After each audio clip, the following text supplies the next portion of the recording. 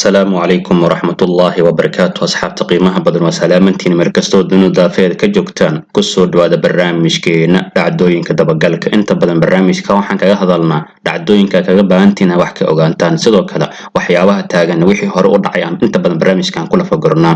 asxaabta qiimaha badan intan barnaamijkeena gudo gelin fadlan haday taa markii kugu hore channelka soo booqanayso waxaan ka codsanaynaa subscribe noo saarto sidoo kale asxaabta wax idin ka codsanaa muuqaalka in la gaarsiin 200 oo like taasoo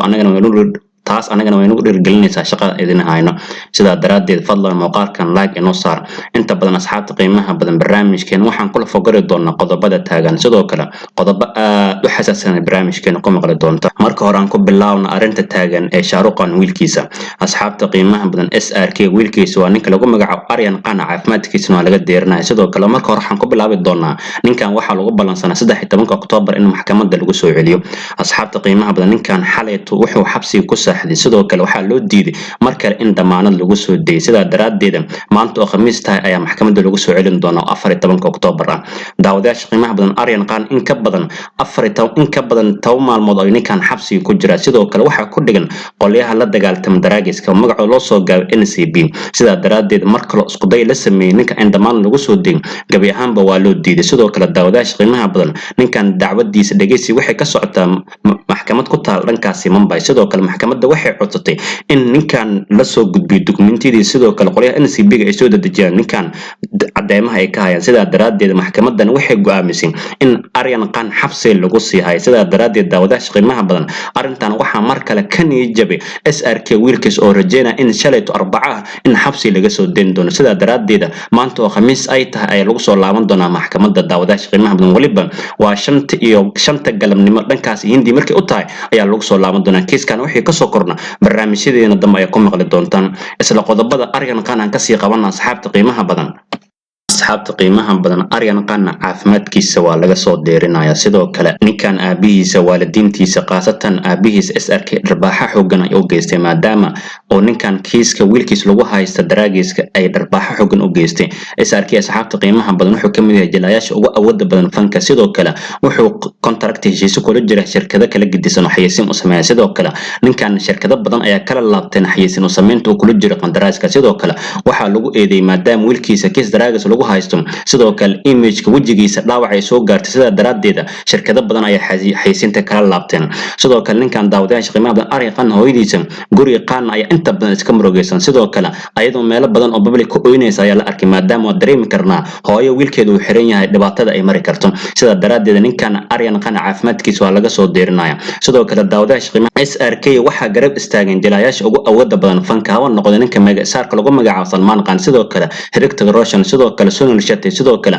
atirashada Pooja Bhatt ayaa garab istaag u muujiyay SRK maadaama uu xaalad culus oo ku jira sidoo kale daawadayaasha qiimaha badan SRK gabi ahaanba shaqooyinka uu fanjalist oo ku waday aflaamtiisa kala gedisanaa gabi ahaanba uu istaajiyay sidoo kale ninkan shirkadiisa lagu magacaabo Regelis Entertainment wuxuu ku amray gabi ahaanba shaqada inaysan istaajin ay hor u sii wadaan sidoo kale mashaariicda ay maalgelinaa ay sii wadaan sida daraadeed daawadayaasha qiimaha badan Aryan Qan sidoo kale caafimaadkiisa waa laga deeriyay daawadayaasha qiimaha badan Aryan Qan waxa loo diiday in cunno guriga lagu soo sameeyo loo keeno sidoo kale ninkan inta badan wuxuu dhibsaday cunnooyinka laga cunayo jeelka sida daraadeed xitaa waxa loo diiday in dhar nadiif ah banaanka loogu keeno waa ogna inta badan xabsiyada ku yaal dalka Hindi waxa la xirtaa maxaabiista dhar ayaga u gooni ah sida daraadeed gabi ahaan boqoliyaha maamula jeelka waxay diiday in Aryan Qan dhar nadiif ah loo keeno taasoo sababtay ninkan in inta badan uu murugo sidoo kale depression u noqdo sidoo kale xaaladiisa caafimaad aad loogu deernaa sida hadda la sheegay asxaabta qiimaha badan kiiskan wixii ka soo kordha barnaamijyadeena dambe ay lagu wadaagi doonaa sida daraadeed Aryan Qan xalay xabsi ayuu ku saxday maanta khamiis ay tahay ayaa lagu balansan yahay in maxkamadda lagu soo celiyo wixii ka soo kordha barnaamijyadeena dambe dhacdooyinka ay ku ogaan doontaan qiimaha badan qodobada kale barnaamijkan ku soo qaadanayna waxa kamid ah ninkii Tagar Sharif ah tacsi ayaa gashay maadaama ninka asig coachka macalinka u ahaa uu geeriyooday sidoo kale ninkan waxa coach in lagu magacaabo Kayazat sidoo kale daawadayaasha qiimaha badan arintan waxa shaacay shalayto oo barihiisa aqoonada soo dhigay ninka lagu magacaabo Tagar Sharif ninka asiga macalinka coachka u ahaa geeri inay ku timaaday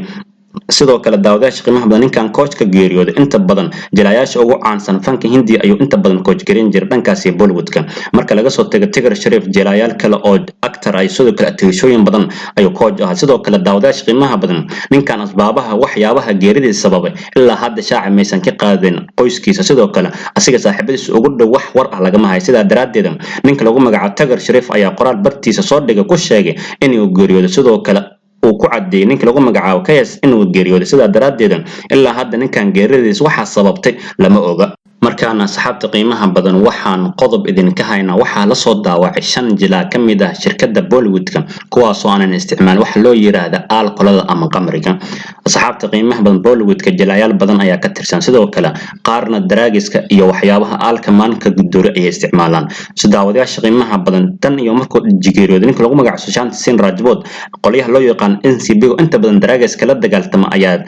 jilayaasha kala gedisan fanka Hindiya mar walba weerar ku qaadaya sidoo kale haday noqdaan atoryaasha sidoo kale ilmaha ay dhaleen ayaa weer lagu qaaday hatta daawadayaasha qiimaha hadda waxaan ognahay kiiska Aryan Khan lagu haysto inuu daraagas yahay sidoo kale inta badanna qolyahan waxay la dagaaltamaan dooriyaasha haday noqoto darooyinka noocyada kala gedisan sida daraadeed daawadayaasha qiimaha badan waxaa la soo daawacay 5 jilaa kamid ah kuwa fanka Hindi ka tirsan qaasatan Bollywoodka kuwaas aan isticmaalo waxa la yiraahdo alcoholada ama qamriga iska daaba inay isticmaalaan darooga sida daraadeed waxaan fiirin doonaa jilayaasha number 1 waa ninka lagu magacaabo Akshay Kumar daawadayaasha qiimaha badan Akshay Kumar waa nin inta badan saaxiib la jimka sidoo kale dhanka fitnesska lagu dambeeyo sidoo kale ninkan waa aabaha karatega sida daraadeed waxa la xaqiijiyay Akshay Kumar inuu san isticmaalo wax la yiraahdo alcoholada ama qamriga markaan fiirin dhanka shaqada Akshay Kumar waxa u diyaarsan filimkii Zorian Fansh oo la daawan doona bisha nagu soo foodlay 5 November ayaa tiyaatar la saari doona markaan fiirin jalaaga labaad waa Big Bajan ama Amitabh Bachchan oo inta badan Soomaalidu u yaqaanaan Cali Dheere daawadayaasha qiimaha badan ninkan lagu magacaabo Cali Dheere wixii ka horeysay tamaadka wuxuu ahaa nin inta badan saaxiib la ah sidoo kale isticmaal qamriga sida daraadeed wixii ka dambeeyay tamaadkii gabi ahaanba wuxuu joojiyay isticmaalida qamriga sida daraadeed hadda wuxuu kamid yahay jilayaasha aan isticmaalin waxyaabaha balwada ah sidoo kale ninka saddexaad waa murqaaniga Bollywoodka qof kale ma ahane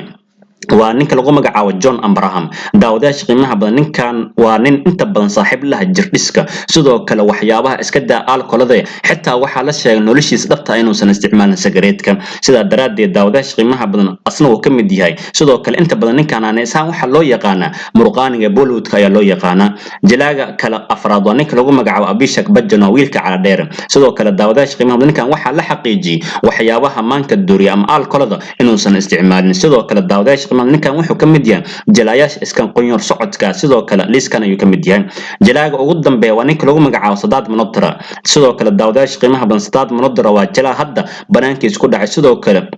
guushiisa inta badan hadda la saaxiiba guusha sidoo kale daawadayaasha qiimaha badan ninkan waxa la xaqiijiyay wixii ka horeeyay sanadkii 2014 inuu ahaa qof la saaxiib alcoholada sidoo kale qamriga aad u yacabdiyo sidoo kale mar asoo waraysi bixinay wuxuu ku sheegay qamriga uu markaas isticmaal jiray iskaga baabi'in jiray stresska sida daraadeed wixii ka dambeeyay 2014 gabi ahaan wuxuu joojiyay isticmaalida qamriga sidoo kale wuxuu saaxiib la noqday dhanka jirdhiska sidoo kale ninkan filimkiisa ugu dambeeyay guul lixad leh gaaray waa filimkiisa Shershaa sida daraadeed 5 jilaa ayaa daawadayaasha qiimaha hadda la xaqiijiyay inaysan isticmaalin alcoholada ama qamriga